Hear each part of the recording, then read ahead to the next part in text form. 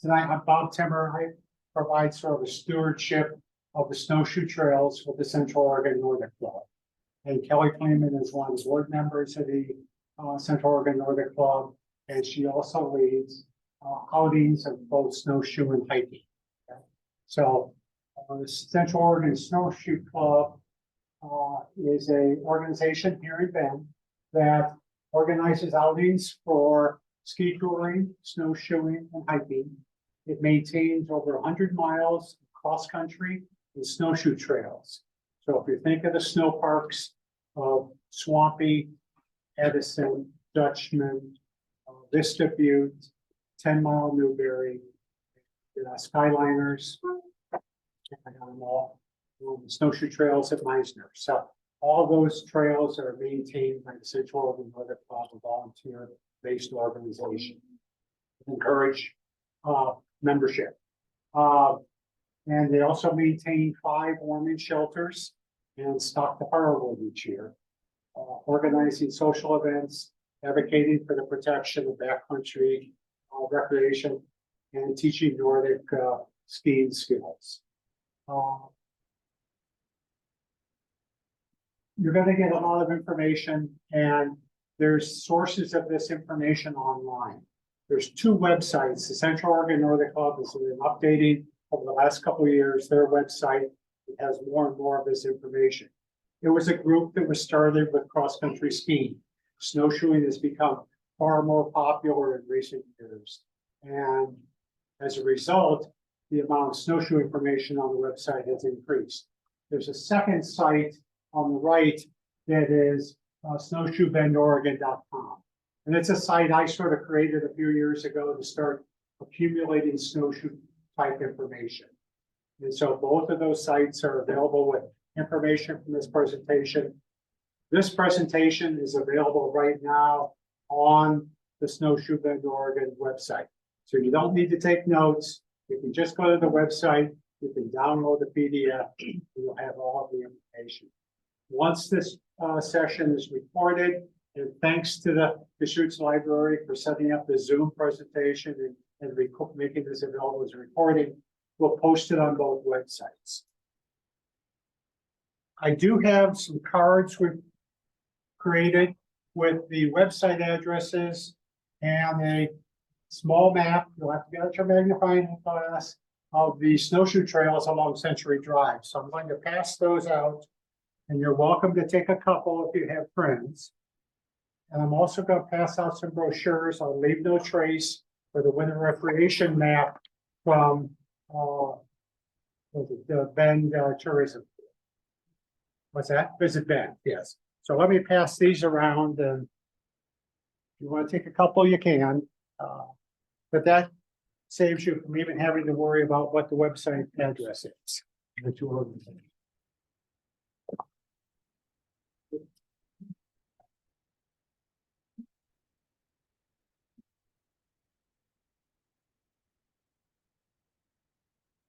So in early 2023, Kelly Kleeman wrote about snowshoeing.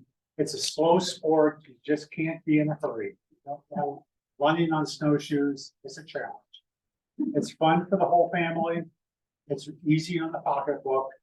If you can walk, you can snowshoe.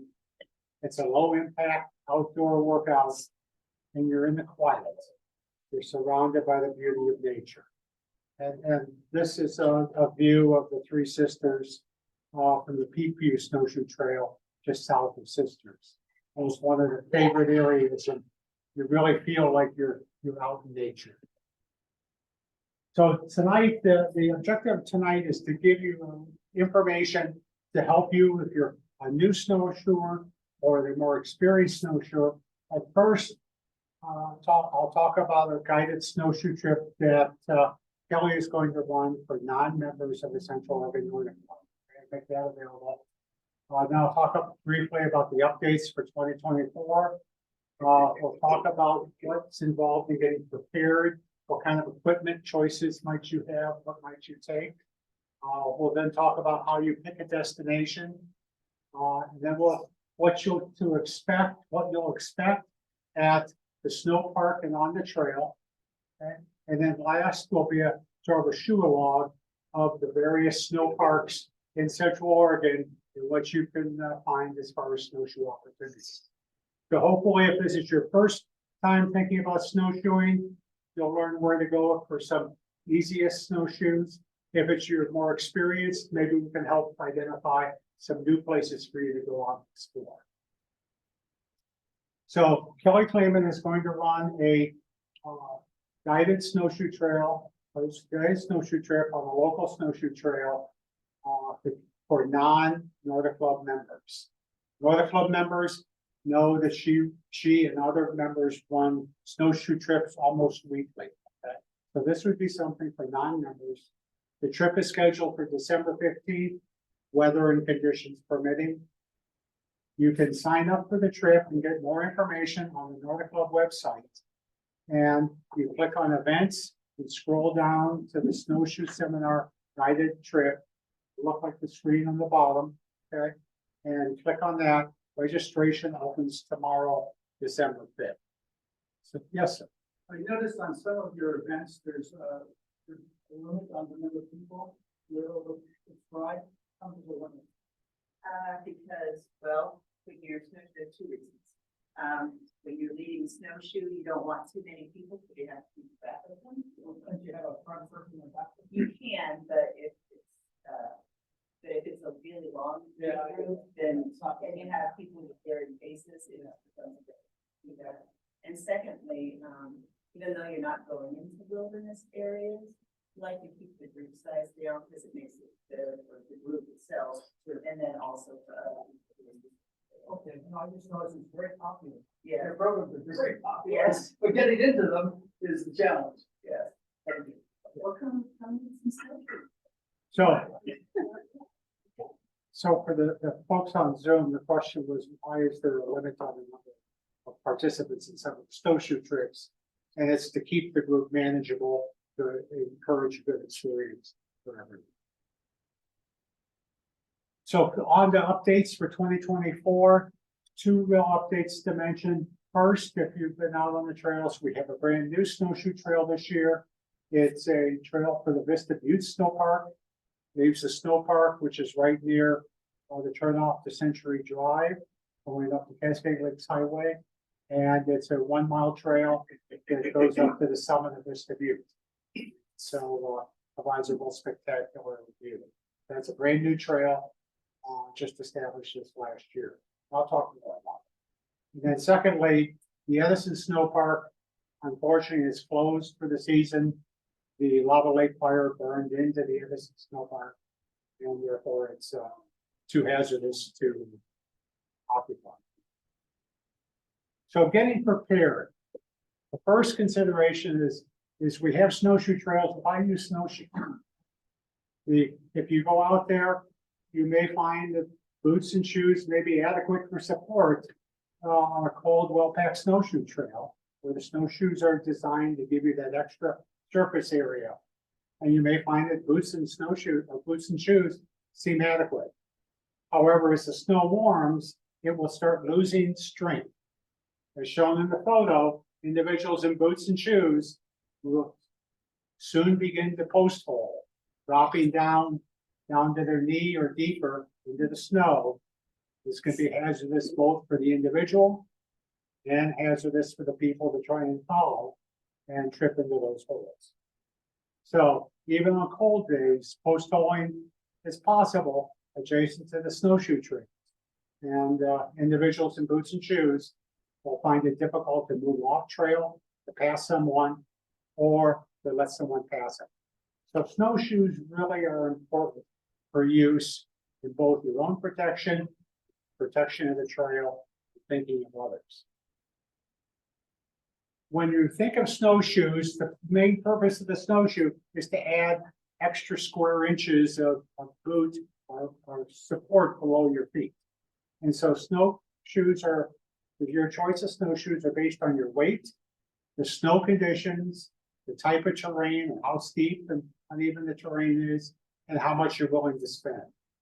So in the table there in the center of the screen, you can see that if you, for example, have a weight of 90 to 175 pounds, you might want to choose a snowshoe of 22 inches in length if you're going on well-packed snow. If you're going to be going out on a very snowy day with lots of powdered snow, you need more surface area to support yourself. And so you're going to want longer snowshoes. For most of the snowshoe trails here, they tend to be fairly well packed. They occasionally find a day when it's really been snowing a lot, up at Dutchman Flats, up towards Mount Bachelor, where you have to break trail. You might really would like a longer snowshoe. But for the most part, you can go with a smaller snowshoe for use on the established trails. The REI provides on their website a nice set of guidelines for different snowshoe types. And so this table is out of their website. The URL is down below, showing the best snowshoe choices by their staff in 2024.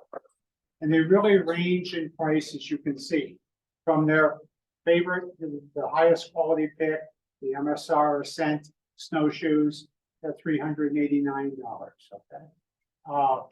Definitely have great traction. We have some examples up here at the end of the presentation. We'll go through some of the example snowshoes and give you the pros and cons of each of them. Then there are the MSR Evo Trail at more reasonable $169. There's a lot of lower cost snowshoes out there, you know, that start ranging from $69 up. For the snowshoe trails we have here, you don't need the most aggressive snowshoe. Okay? Some of the ones I saw last year at Costco seem to work well. Okay, some of the ones that are plastic frame sometimes will have a little bit more tipping to them. So you know, you don't need the most expensive, and even the most expensive, like the MSR Lightning snowshoes at $389, they don't last forever. Okay? Still can wear off after a few years. Okay? So look at the you know, there's more content on at REI on this and talk to the shops, but something in the $100 to $150 should be well adequate for dedicated snowshoe players. The other items you're going to want are boots. You want some warm and waterproof ones. Your clothing that can handle cold, wet conditions. And I guarantee you get to the snow park, you're going to be cold. And you start down the trail and you start, you know, burning those calories. And you warm up, you're going to want to start shedding layers. So dressing in layers is real important. And then you stop somewhere along the trail to you know, enjoy the view and start getting cool. So you want to put those layers back on. So certainly dressing in layers. I recommend using poles for two reasons. One is that snowshoes is a different gait, and it's not uncommon to actually step from one snowshoe onto your other snowshoe, and soon you'll be stumbling, and the poles will help you maintain your balance or recover your balance. The other reason is if you get out in some deeper snow, and take a tumble, those poles provide something you can press on, okay, horizontally to help get yourself back up. Because there's nothing worse than being 5 or 6 feet of snow off the side of the trail that's not packed and trying to push down into soft snow to get yourself back up. So poles are I think, important. You'll want snow baskets on them, because obviously summer hiking poles will just go right through the snow. And it's recommended you use adjustable ones. Some ski poles are rigid, aren't adjustable, but having adjustable poles helps, because sometimes the snowshoe trails, once they get well packed, might have large berms next to them. You'll want to shorten the snowshoe poles to be comfortable. You'll certainly want a snow park pass and purchase one before you go up and park in any of the snow parks. Snowshoe pass is $25 for the season, and you'll want to pick one up at any of the sporting goods shops or REI. And you need to be cognizant of taking the 10 essentials. Because you never know when you're going to run into a medical emergency with the group you're with, or you're going to encounter someone on the trail that's having an emergency, or you're going to have a problem with your gear. You need to sit out there for a while. And so this is a list of the 10 essentials, something for navigation, something for sun protection, something of insulation, so the clothing to keep you warm and dry, something for illumination, first aid, something for fire, repair, nutrition, hydration, and something that you can make an emergency shelter on should someone, have a medical emergency. Certainly, if you're just snowshoeing out to the swampy shelter, you might say, okay, I don't need all 10. But, it's always good to carry, and it never hurts, no extra calorie. There's a good video on the Central Oregon Nordic Club website with the helpful videos by John Furtig on the 10 essentials. And, you can watch and get more information. So, sort of that's the gear you want. Let's talk about how you would go about picking a destination. And when we think of the destination, we have a lot of choices and a lot of criteria that might be involved. First, are you interested in going to a destination along the Cascade Lakes Highway, extending up towards Mount Bachelor?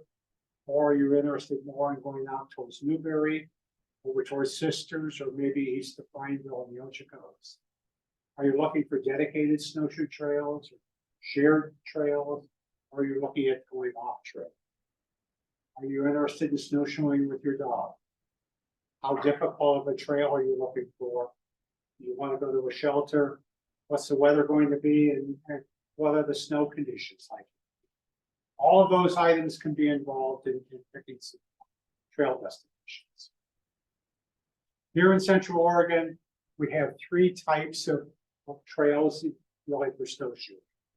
The first is our dedicated snowshoe trails, most of which are in the snow parks along Century Drive. And these are trails built for snowshoers. There tend to be loops or out and back trails, and they tend to be distances that are compatible with snowshoeing. Snowshoeing is on a good day on a back trail is about 1.5 times the energy expenditure per mile of hiking.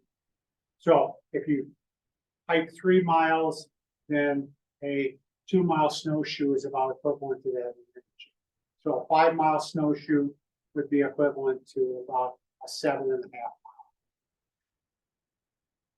If you are in fresh snow and breaking trail, okay, it can be 2 to 3 times as much energy. And so you might say, well, I'm used to hiking 8 miles or 10 miles or 12 miles, no problem. When you get out on a snowshoe trail in fresh snow with a foot of fresh snow, and every time you pick up your snowshoe, you're lifting the snow that you just stepped in, and then stepping way up and stepping down, it can be exhausting. So be aware that a 3-mile snowshoe can be good exercise.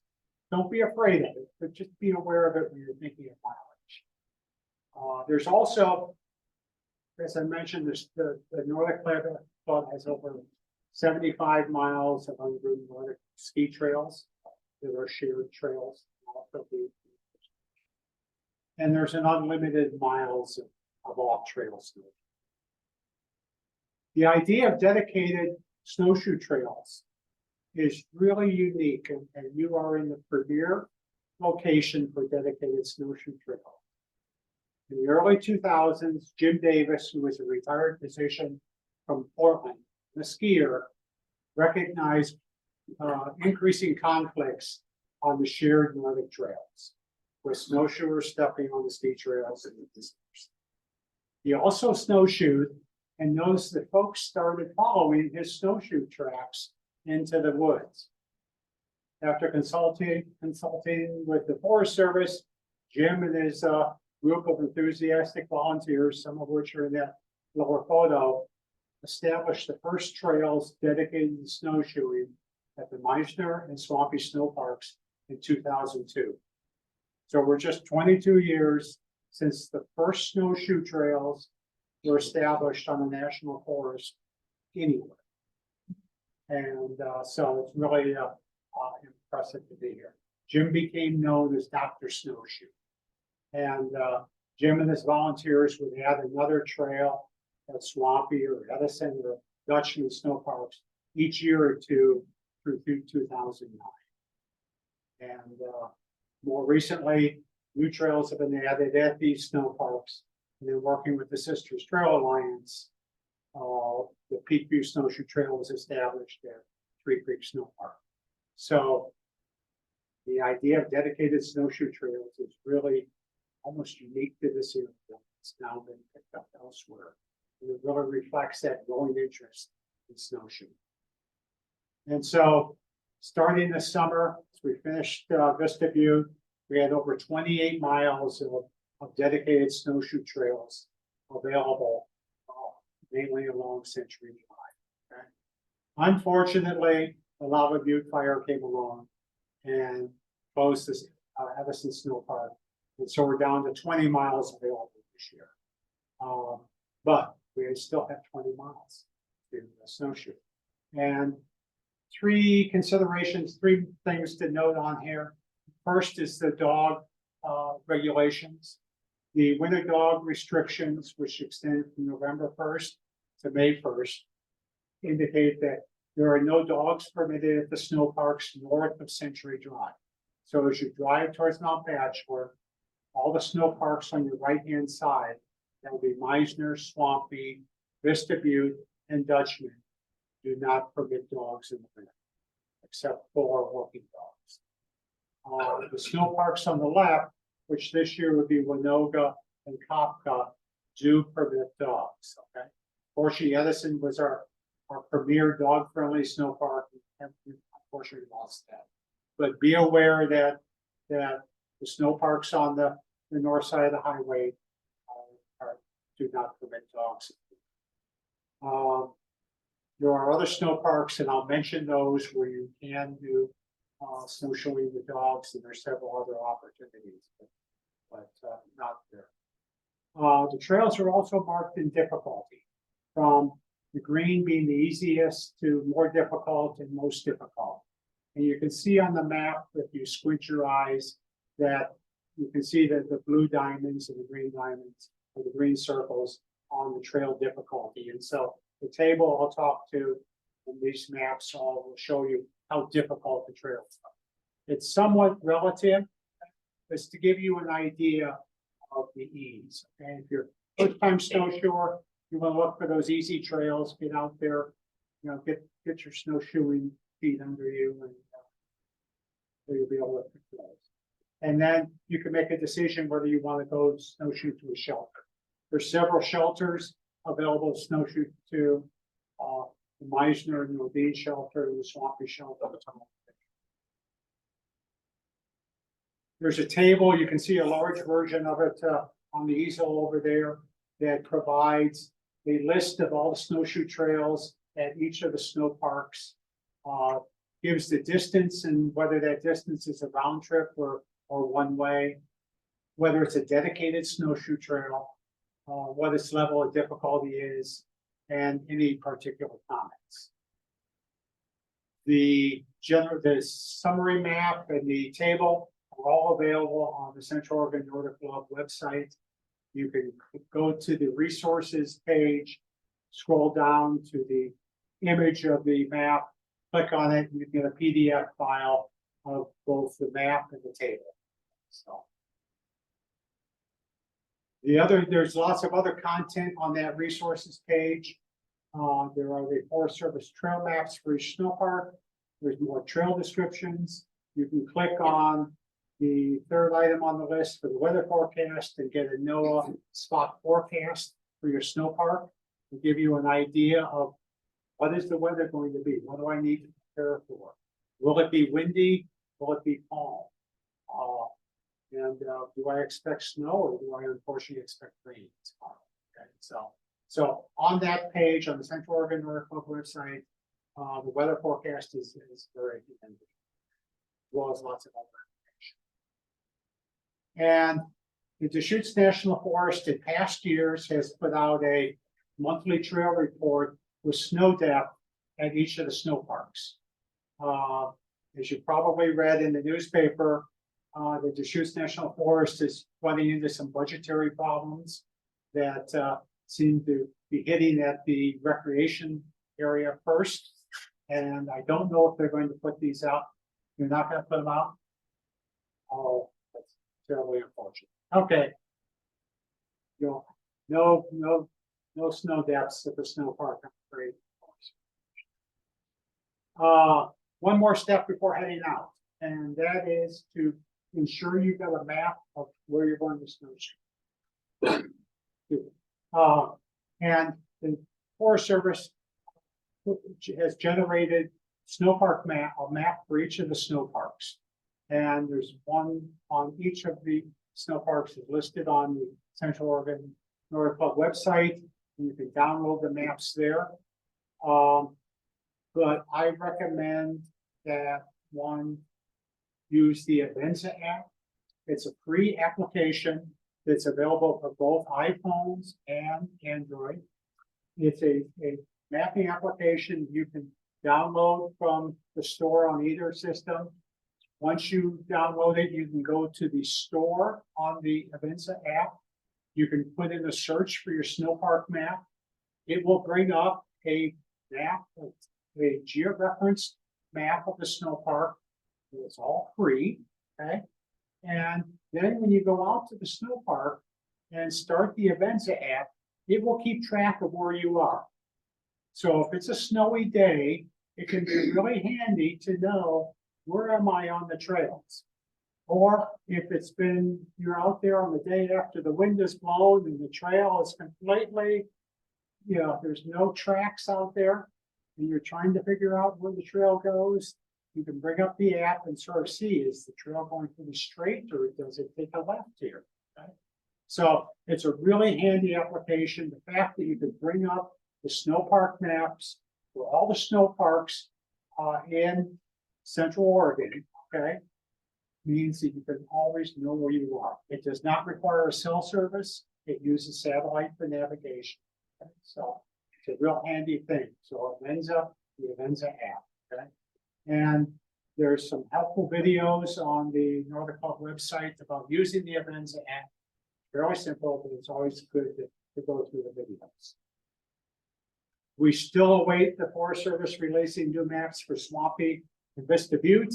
So the maps that are out there are last year's. They won't show the new snowshoe trail, but it will still get you for Swampy and it will keep you on the trails. Okay? So again, the delay from the Forest Service. Once you get to the snow park, what do you expect? And this is sort of a view as you get into the swampy snow park and you look towards the trails, you park your car, you're standing there and say, oh, there's a lot of activity here. Where are the snowshoe trails? And the reason is that these snow parks have multiple recreational activities all leading from. At Swampy, there are 2 snowshoe trails departing from the trailhead. There's at least 2 groomed, or there's 1 groomed Nordic trail, okay?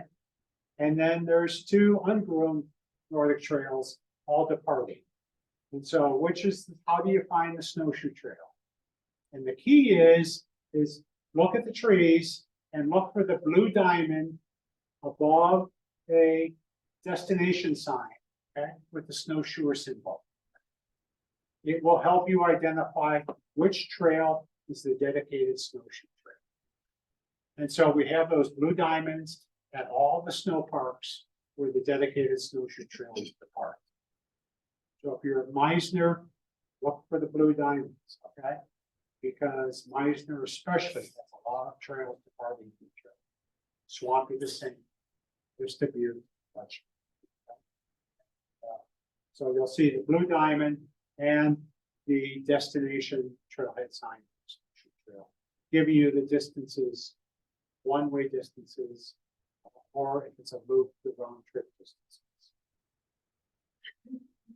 You need to know the signs and the reassurance markers. If you're snowshoeing,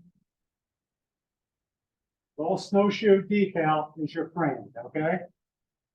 So diamonds are your friend, blue diamonds are your friend, and the snowshoe decal is what you want to look for.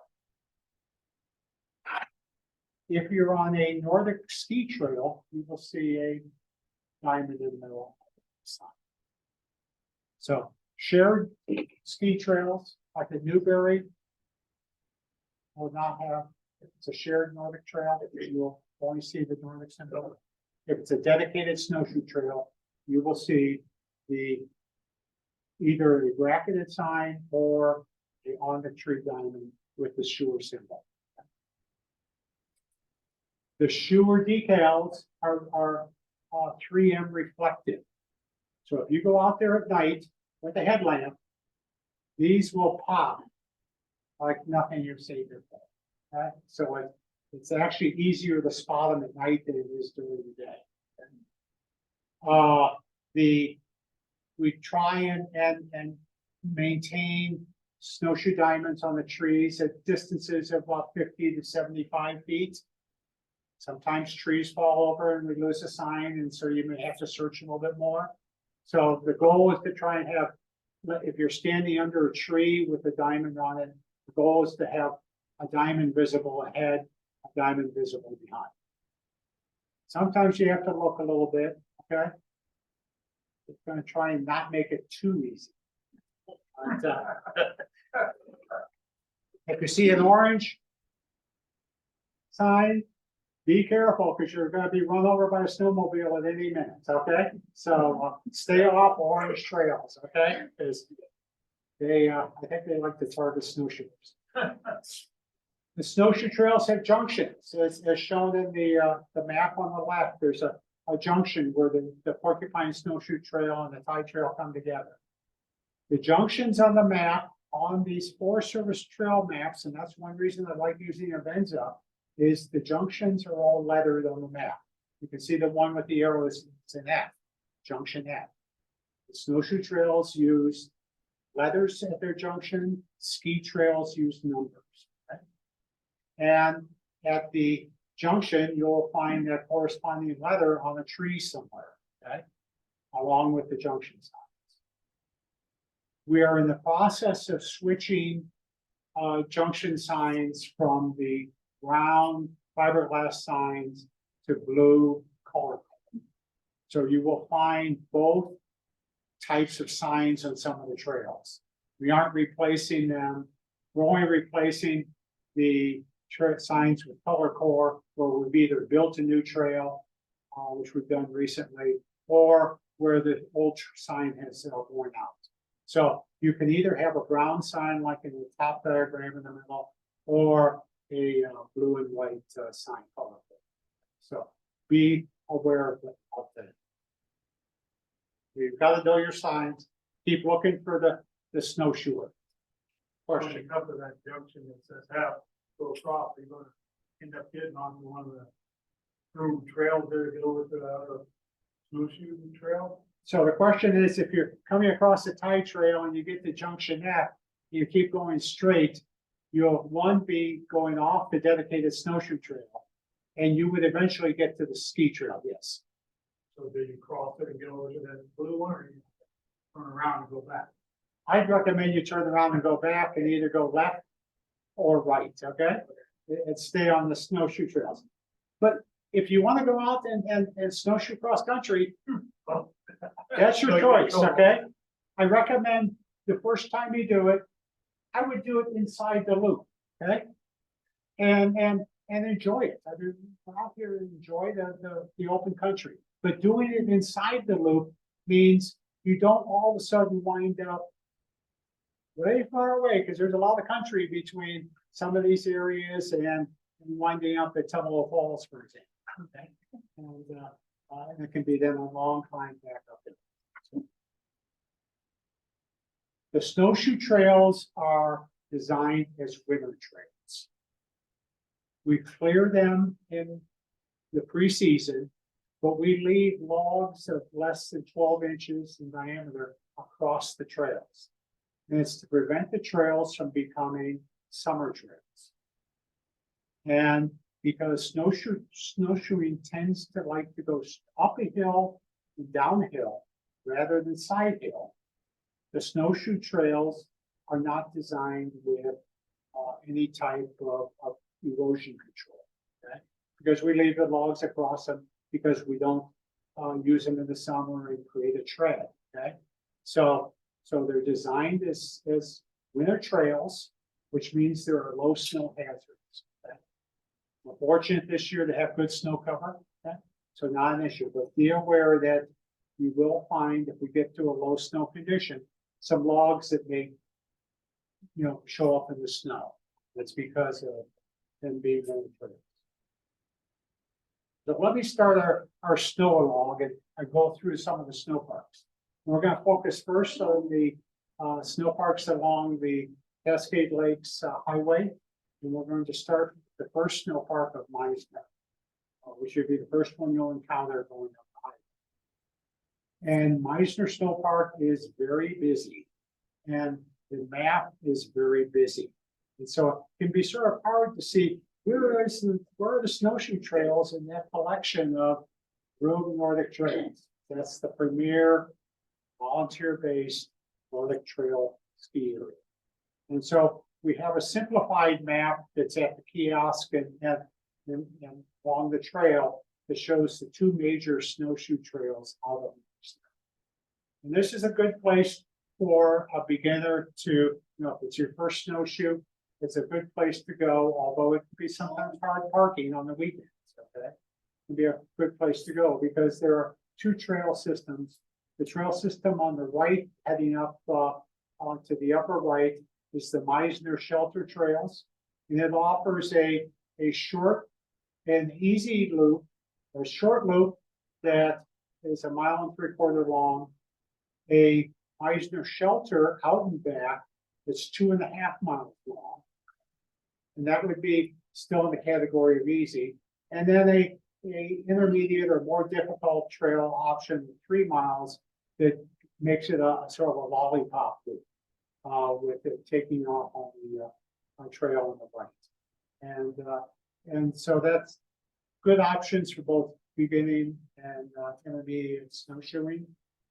The second trail heading off to your left towards the Nordine Shelter is rated most difficult because there's a steep hill in between the Meisner Snow Park and the Nordine Shelter. Okay?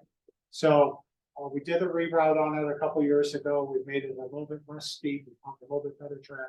But it's still difficult, and so we still label it as most difficult. But it's a shorter trail, only 3/4 mile up to the Nordine Shelter. So two destinations there. The snowshoe trail to the Meisner Shelter is shown in the picture on the left, is a great snowshoe trail.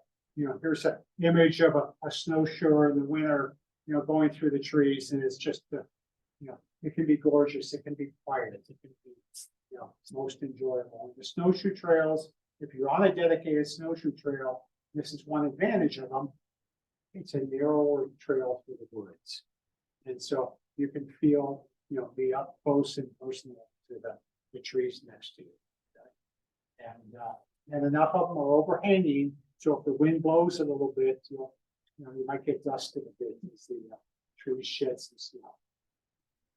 Continuing up the Cascade Lakes Highway, the next snow park on your left is Winoga. This is the dog-friendly snow park on Cascade Lakes Highway. And Dog Pack maintains a 1 mile snowshoe trail there at Winoga that is dog-friendly. Okay? So that's your dog-friendly destination along Cascade Lakes. Swampy Snow Park has two major trail systems. It's the next trail. It's the next snowshoe trail. Next snow park going up the Cascade Lakes Highway. It has two trail systems. On the east are the short and long loop snowshoe trail, and then heading out to the Northern Shelter. And on the left are is the Porcupine snowshoe trail segments with the Swampy Shelter. The Short and long loops. The short loop offers again, a very easy beginner option. If you're new to snowshoeing, and you can do a 1 3/4 mile snowshoe just on the short loop, extending from the snow park on the right. You can add on the long loop and continue on for a total snowshoe of 3 1/4 miles. And further, if you're want to be more aggressive, you can take the Nordine snowshoe tie down to the Nordine shelter, which is shown in the lower right, okay, and snowshoe out to it. And then you can return back to the Swampy Snow Park for a distance of between 4 1/4 and 4 3/4 miles. Recognize that the trail going, this Nordine snowshoe trail drops in elevation as it goes towards the Nordine shelter. So coming back, you will be doing a gradual but clear ascent. So there's one other option, and that is to do a Swampy to Meisner one-way option. And that is to leave a vehicle at Meisner and then take the second vehicle up to Swampy and snowshoe from Swampy out to the Nordine shelter, and then go downhill that 3/4 mile trail to Meisner. So that makes a 3-mile one-way option. The Porcupine loops and Swampy shelter are the trails going to the northwest out of Swampy. You have a out and back option going clockwise on the Porcupine Trail to the Swampy shelter. That's probably the easiest route, okay? And that would be about a 3.5 mile snowshoe out to the Swampy shelter. You can, if you do the entire loop, it'd be 4 3/4 miles. There is a Porcupine telemark summit in the on the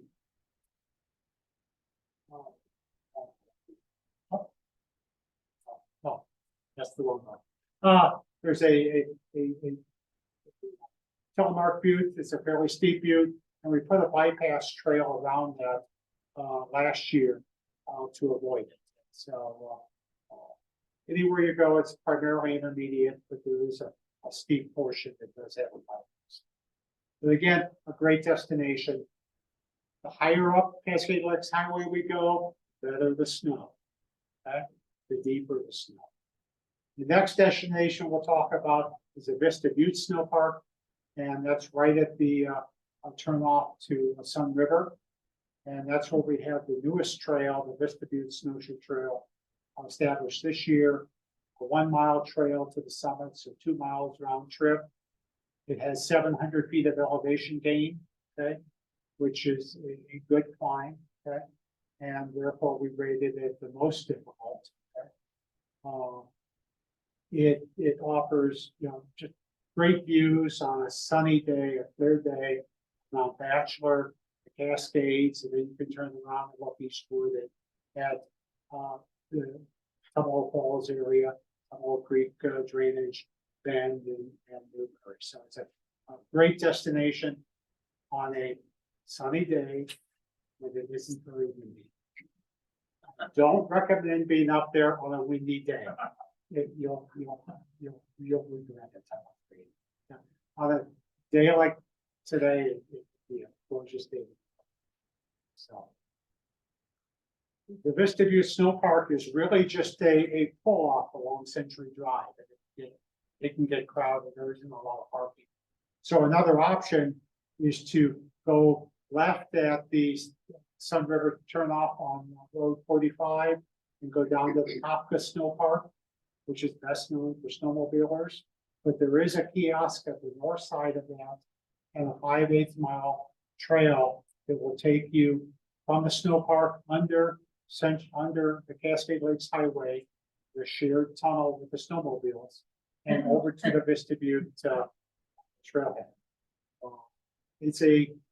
It's not a dedicated snowshoe trail, so you have to share the trail with skiers and the snowmobiles. So, but it's another option for parking. As we get up further on the Cascade Lakes Highway, we reach the Dutchman Snow Park and the Todd Lake Trail System. Mount Bachelor. It's, we have two options, well, the two trail systems, there's the Dutchman Trail and the Dutchman Snow Park. It will take you over to the Common Corridor and then the Todd Lake Loop. You have two places to enter the trail system. The first is the Dutchman Snow Park, and the second is the Mount Bachelor. And so going from the Dutchman Snow Park, it's a 4 3/4 mile snowshoe. Going from the Mount Bachelor corridor, it's a 3.5 miles. And if you go from Mount Bachelor, park in the parking lot, you stop at the Nordic Center and get a trail pass for the Common Corridor. It's free, but they want to keep track of how many people are going through using the Common Corridor. And then you proceed down the right-hand side of the groomed Common Corridor across Century Drive, although Century Drive is under the snow there, Cascade Lakes Highway is under the snow, to the Common Corridor kiosk. And then just beyond that, you'll find the start of the Todd Lake Snowshoe. And the Todd Lake Snowshoe Loop, which is shown in the map on the lower left, is a 2 3/4 mile loop that will take you to Todd Lake, okay? Or actually to the parking area for Todd Lake, then you continue on a little bit farther towards Todd Lake. And you can then sit there in Todd Lake and enjoy the gray jays, or they can enjoy your visit and views of Broken Top. The trail on the left is a little bit shorter at 1 1/4 miles. It is both of the trail on the left and the trail on the right have the same elevation change, but it seems like the trail on the left is easier. Okay, and most people tend to go clockwise to Todd Lake. The trail on the right has a little bit more elevation changes along it, but it goes through some beautiful old growth and rocks. And so it's a really enjoyable trail. I like to go counterclockwise because I get the little bit harder trail done first and then come back on the easier trail. Then you've got just one uphill section right at the end. So, but you can go either way. Trail on the left is a little bit easier if you want to do this out and back. Mount Bachelor does have 5 miles of trails in their Nordic system. And those trails are available. You need to buy a snow park or trail pass from Mount Bachelor. It was $13 this year. I haven't seen a posted price there yet this year, $13 last year. So that is another option if you decide you just want to snowshoe at Mount Bachelor. Even though it's on the south side of Cascade Lakes Highway, it is not dog. Is the $13 per person or per vehicle? Per person. Per person. Question was, is it $13 per person? The vehicle is $13. Is that the same for the snow park pass? Is that per vehicle or per person? The snow park pass is per vehicle. Okay, so $25 for the season. So it's a great part. And all that money goes to the highway department who plows the snow parks. So that's the funding source along the snow parks. And we all have heard how ODOT heading south towards Sun River. Obviously, Edison, the snow park was a premier location. This is sort of an estimate of the outline of the Lava Lake fire into Edison. Unfortunately, it does look like it burned through quite a portion of the southern part of the trail system. It apparently has burned the Edison shelter, or the Edison shelter burned. And we hope to get out there this coming summer. It's too dangerous to be out there now because trees can have their roots burned and be ready to fall. So the snow park is closed for the season. Central Oregon Nordic Club hopes to be out there next summer with the Forest Service to assess conditions and see what we can reestablish. Okay, so that's all. So beyond Cascade Lakes Drive, there are a number of snow parks in the area. If we think of going south, we have the 10-mile snow park at Newberry. Just west of Bend, we have the Skyliner Snow Park, towards Tumalo Falls. Heading up towards Sisters, we have a snow park south of Sisters at Upper Three Creeks. We have two up at Sandium Pass. We have snow parks east of Pineville. The nearest one is the Walt Lake.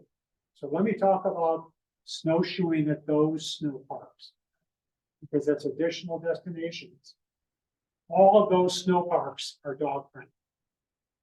So any of those snow parks are places where you can go out, snowshoe with your dog without restriction. The first one I'll mention is the Skyliner Snow Park with Tumalo Falls is the destination furthest to the west.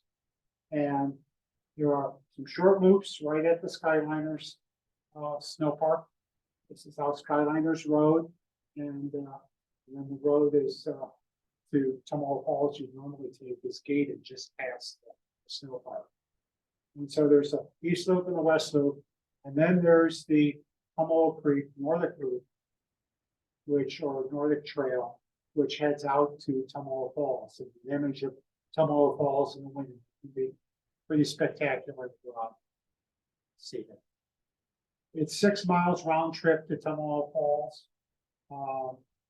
And it is a shared trail, so share the snow, but not the tracks.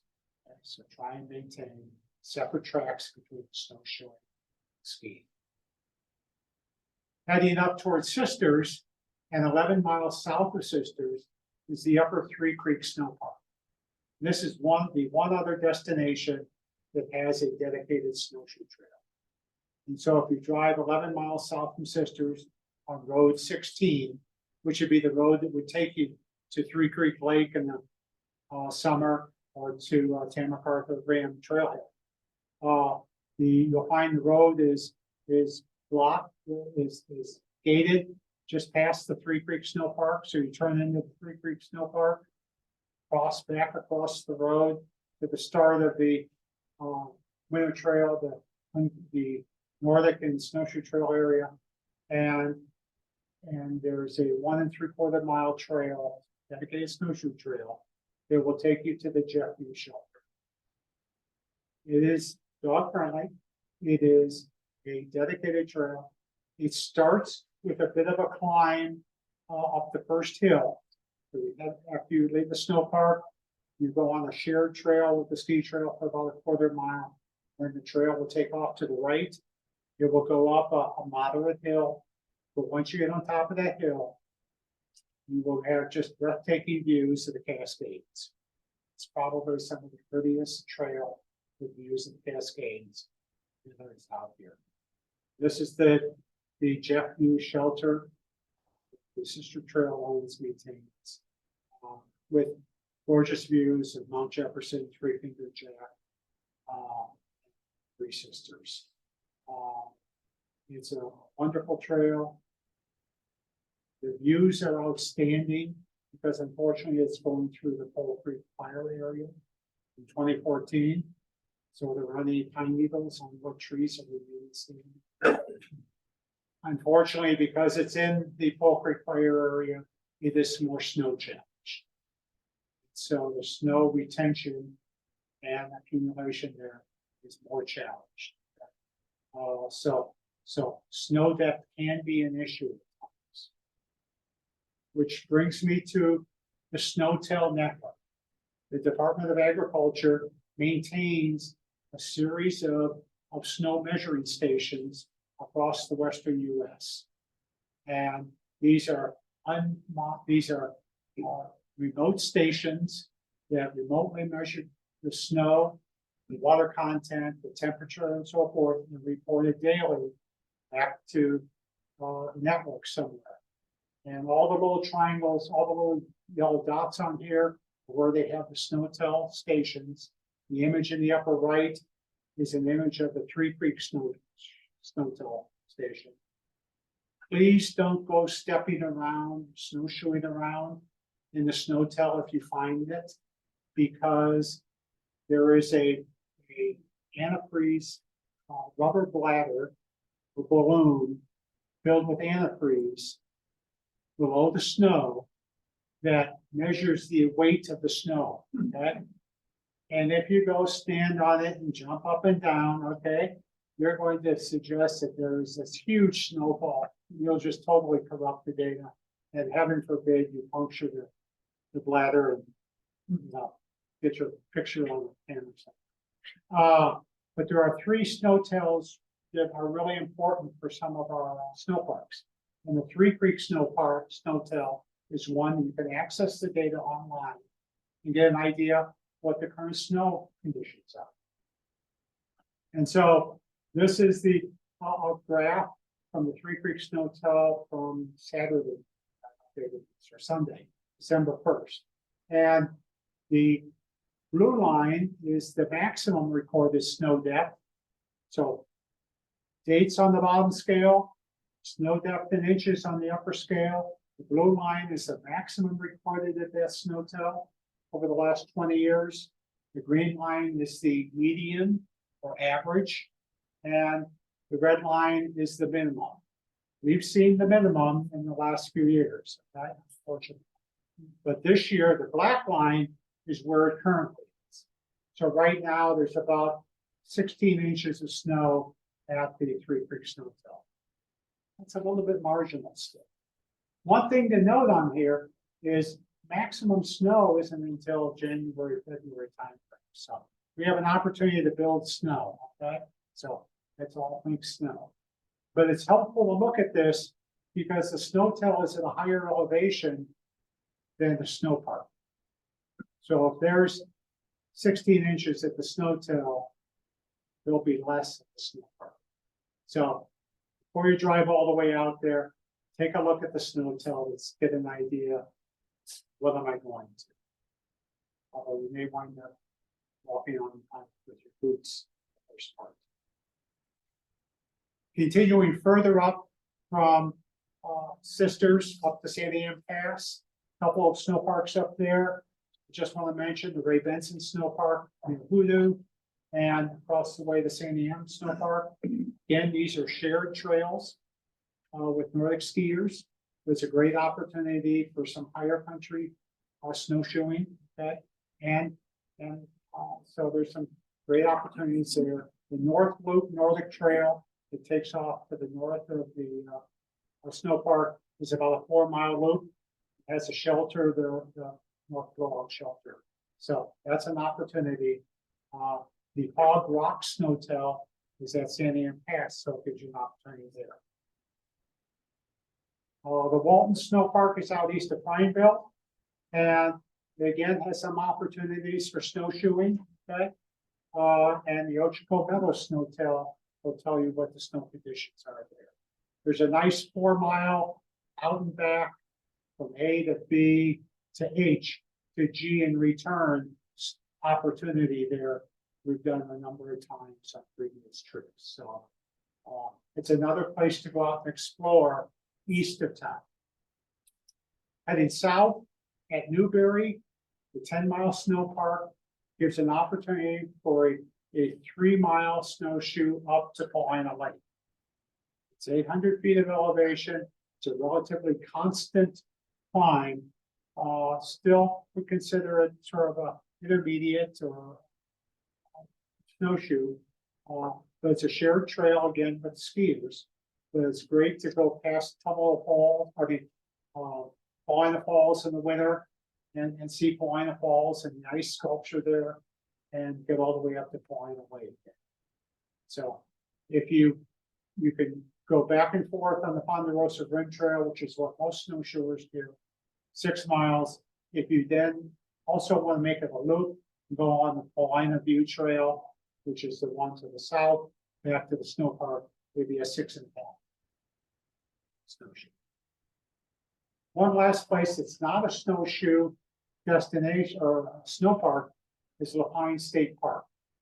And so if you're looking for a place that is dog friendly and pretty easy, if we have some snow, Lapine State Park is open all year and has some nice flat trails that will go out towards the Deschutes River and, Fall Creek.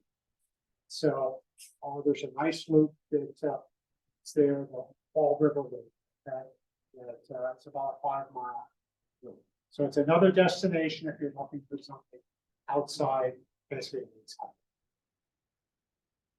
And then off trail, we obviously have unlimited destinations. And be more aware of tree wells, okay?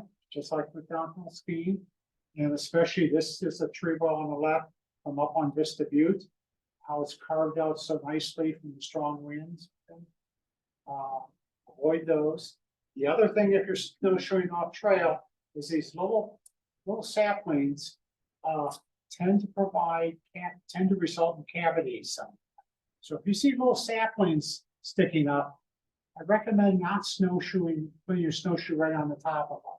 Because chances are you're going to find a void down there. And you're going to drop down into the snow with 1 foot. And your snowshoe will work just like a toggle bolt that you might use in drywall to hold a picture on the wall.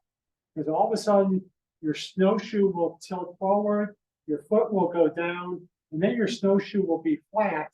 And you're going to try and pull that up through a little sapling or pull it up through the snow, and it can be much more difficult. I really recommend if you're off trail, snowshoe with a buddy. I will guarantee it can be, you can get stuck out. So just be aware of the hazards, okay? But it's gorgeous to be out there. The other thing I want to mention is the snowshoe trails are stewarded by volunteers. The Central Oregon Nordic Club provides the trail maintenance on the trails each year. Central Oregon Nordic Club last year had 3,000 hours of volunteer time maintaining the snowshoe, ski trails, and 6 shelters provided wood. So it's all volunteer based on the volunteer service agreement with the Central Oregon with the Forest Service. So your support of the Nordic Club is appreciated, and the Nordic Club appreciates some grants from the Deschutes Trail Coalition and the Sustainability Fund that provide money for the junction signs and some of the other snowshoe partners. If you run into a problem on the trail, we'd like to know about it. Okay, you get out there and you can't find the markers, or you find the tree is blown across the trail, which does happen. There is an online trail reporting under the resources and links tab on the Central Oregon Nordic website. And we do appreciate hearing about it. Or if you can't find that, just send an email to the Central Oregon Nordic Club. And it helps us focus our efforts, because with 25 miles or now 20 miles of snowshoe trails, it's a few weeks before we might get out to each individual snowshoe. So that's what I wanted to cover tonight.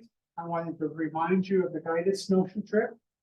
Okay, you can go out and go to the website and sign up for tomorrow. Sign up tomorrow for December 15th for non-members, or become a member of the Central Oregon Nordic Club. You can go on many trips. I said Kelly will be leading the guided snowshoe trip. So questions. I wanted to, before I go to questions, I do want to recognize Sue Sullivan back here is with the Central Oregon Nordic Club, and is the coordinator, is vice president and in charge of all the trails, the Central Oregon Nordic Club. So thanks to Sue for keeping everything. Okay, questions, and as I say, this presentation will be on both websites. And if you have a specific question, you can email me at snowshoebendOregon@gmail.com. So take questions, and I'll try and repeat them for the Zoom.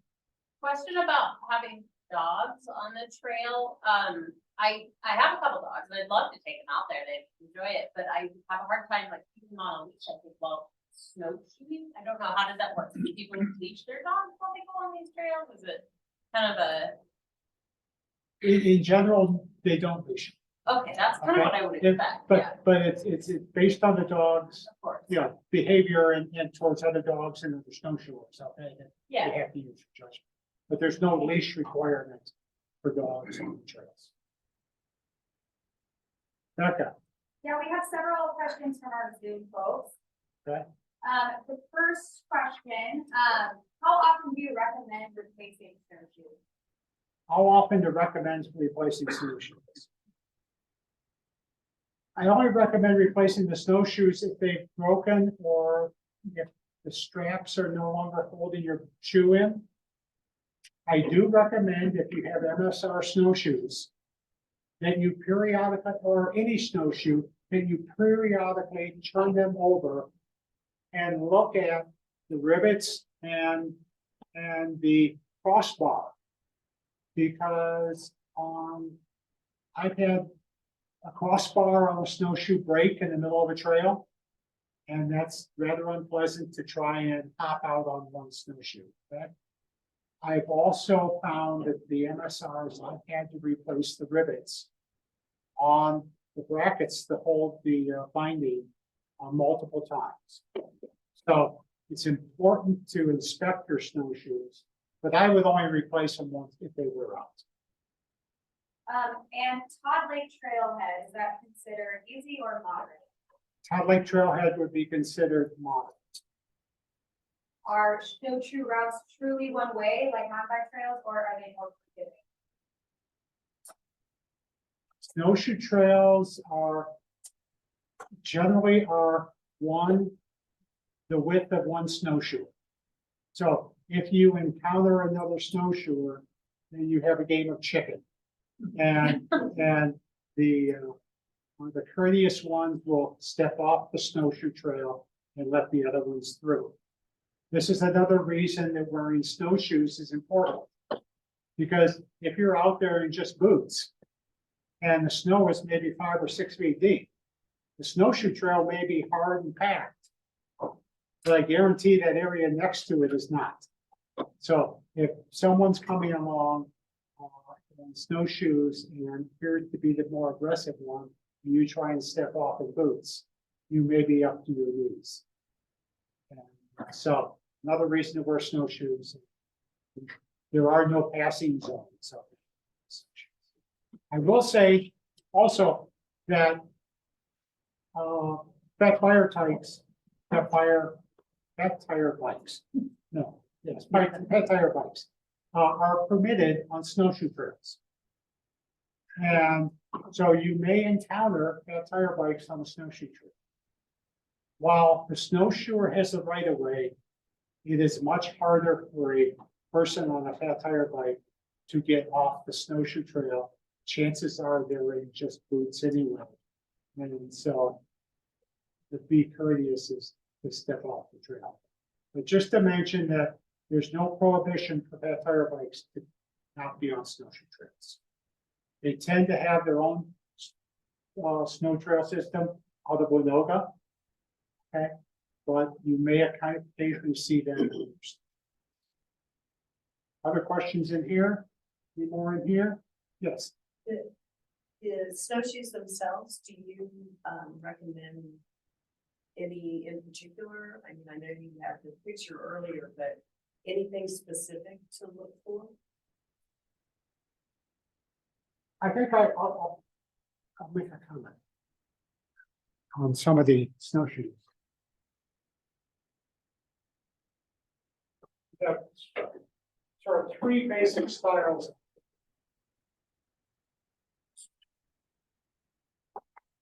Snowshoes. I'm trying to bring that over.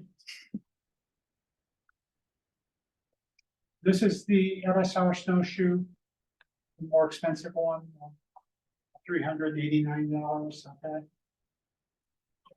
This would be a very inexpensive snowshoe, maybe $65, $70, okay? And this would be one intermediate. Probably the biggest difference between looking at these two is the amount of traction. And this one with the metal teeth here, good traction here, another bar across here will allow you to have great traction in the snow. You won't tend to, you're going downhill, you won't tend to slide, okay? It also has what's called a heel lift that you can raise so that if you're going up something steep, your heel sits here, so your snowshoe can be here, but your boot can be flat. Okay? So these have great traction, okay? Super traction. And so they can go from the basic snowshoe trail to the steepest one if you want to suddenly go off trail up at Tunnel Mountain. If you look at this, these are some of the rivets I've replaced. This is the area on an MSR that seems to be a failure. And this is a 4-year-old snowshoe. Okay? So that's the difference. This one with the tubular, let me answer that. This one with the tubular frame has a little bit of traction here, okay? Has the traction on the bottom of the snowshoe here. But it has a greater chance of sliding, okay? If you're coming down from the Nordine shelter back towards Meisner, and you're going down the steeper part of the trail, you won't feel as comfortable on this as you feel on this. One issue with this is a pretty aggressive edge. So if you get 2 of them, you're walking along and you're looking at the trees and so forth, you step from one snowshoe to the other, it's sort of like stepping on your shoelace, okay? You may be tumbled on the ground. So a little bit more aggressive on the steps. So better choice with this. This has also got good aggressiveness, okay? Good traction here, good grip, okay? Another great snowshoe and third the price.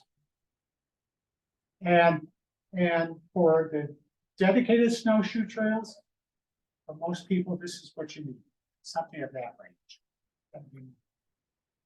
You had a question back here. How do you go about repairing the rivets on your snowshoe? Well, Buy a kit?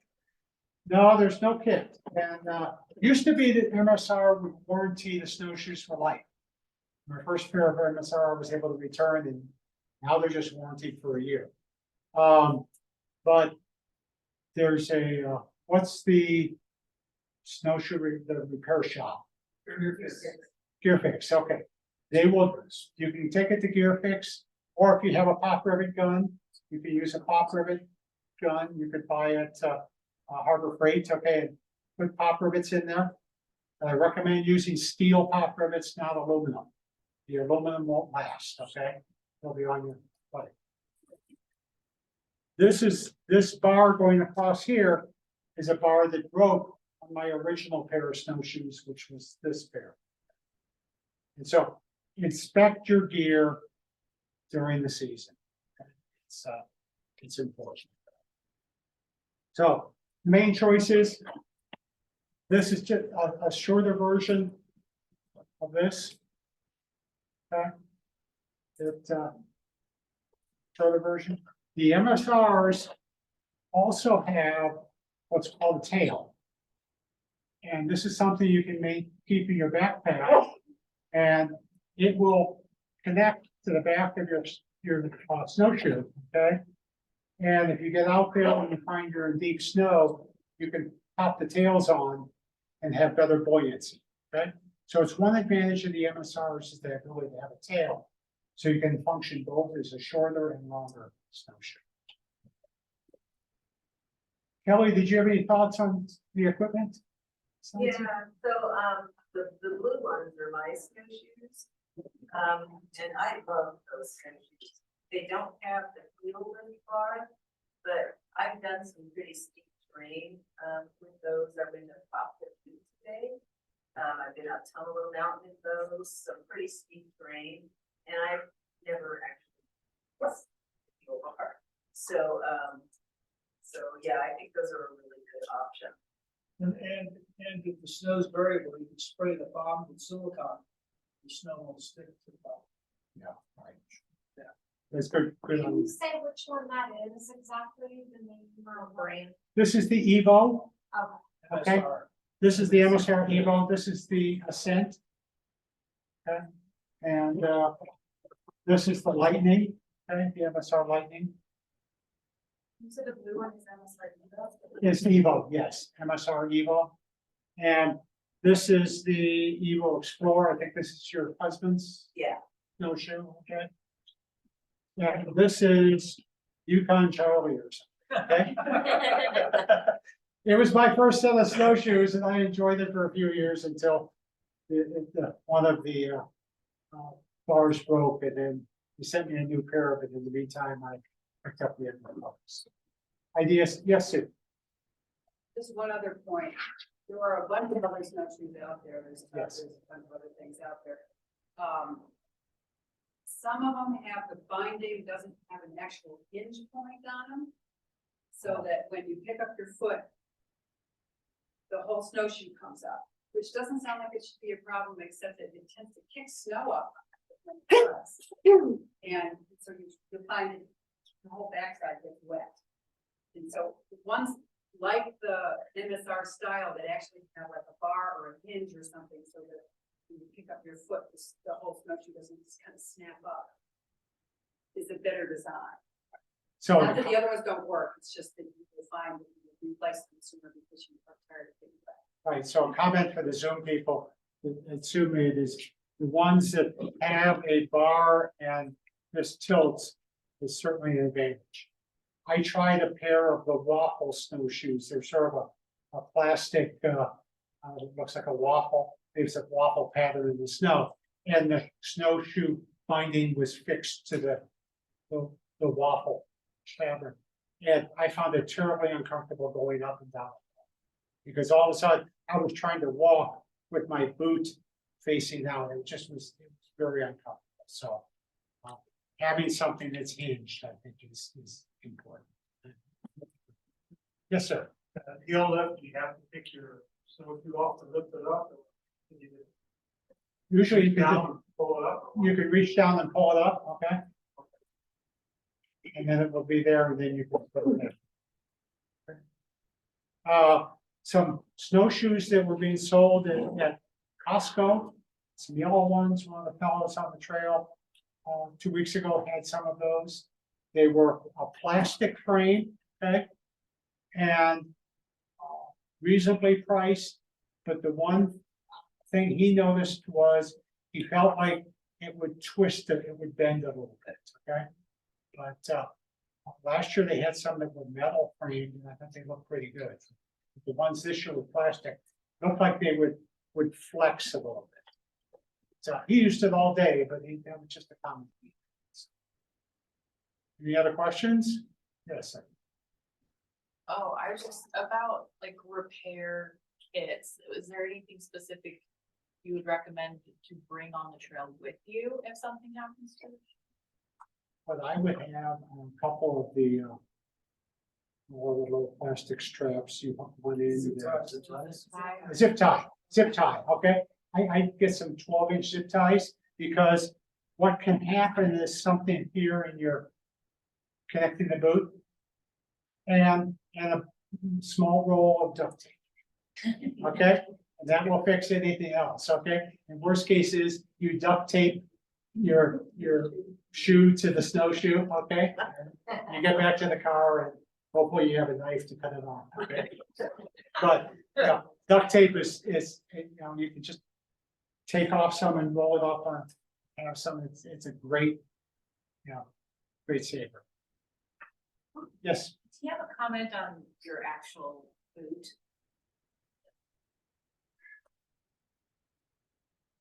I guess I use, winter boots that have, good insulation. I've tried several of them. Off the top of my head, I have a brand. There is a listing in REI on their website of recommendations of the boots. And I would go there and look at that, okay, as well as talk to them. don't have anything specific I would say. If you get some old hiking boots and put snow seal on them on the outside, then that works. Some, yeah, If they're all leather.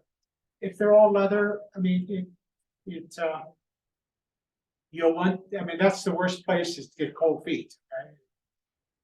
So I think a good pair of boots is important. Yes.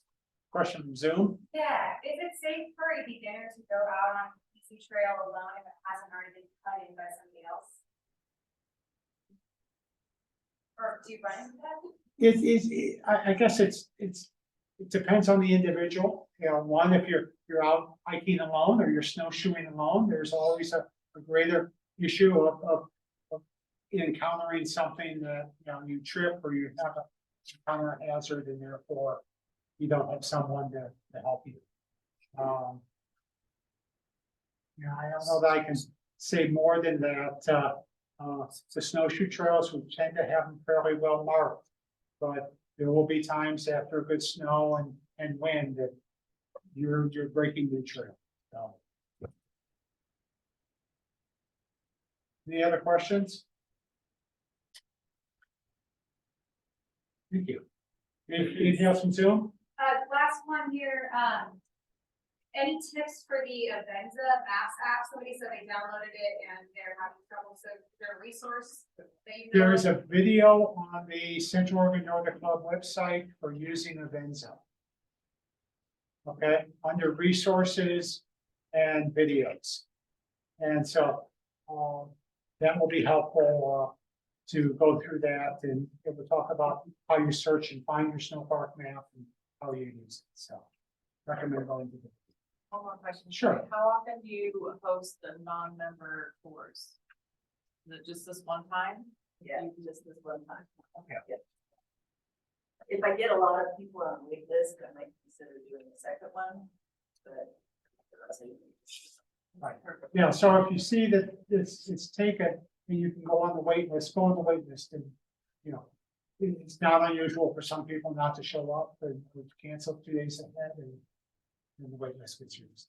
Okay, Thank you. thank you.